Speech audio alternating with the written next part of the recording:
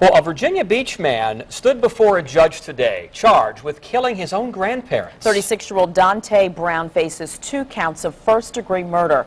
He was already in jail on drug charges after he allegedly killed Eugene and Mary McNeely back in July. 10 on your side's Andy Fox went back to the neighborhood today and found neighbors not surprised by the new charges. Andy? Tom and Nicole, they remain shocked, the neighbors, but not surprised. Brown lived with his grandparents. So after the McNeelys were found dead and Brown disappeared, well, family and neighbors and police always suspicious. Shocked, but not really terribly surprised, just from what she told me.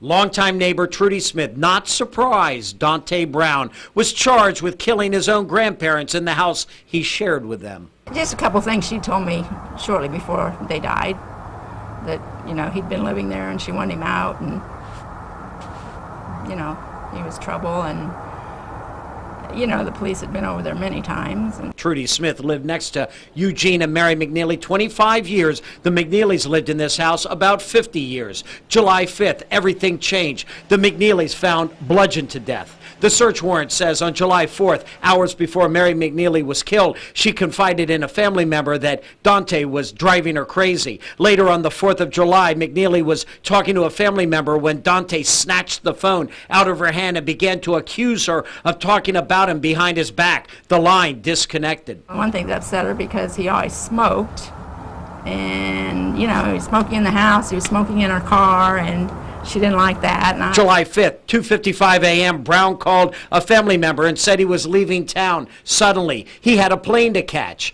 Later, Brown told his stepfather he was going to receive $70,000 in his grandparents' will. Fearing the worst, the family called police to the house, and police found the McNeelys dead. Dante Brown was missing, but police found him, luckily, at a local hotel, arresting him on unrelated drug charges and also for pulling a fire alarm. We wanted to interview Brown, but he denied that request. Tonight at 6, other neighbors remember the McNeelys, the nicest people on the street. I'm Andy Fox, 10 on your side.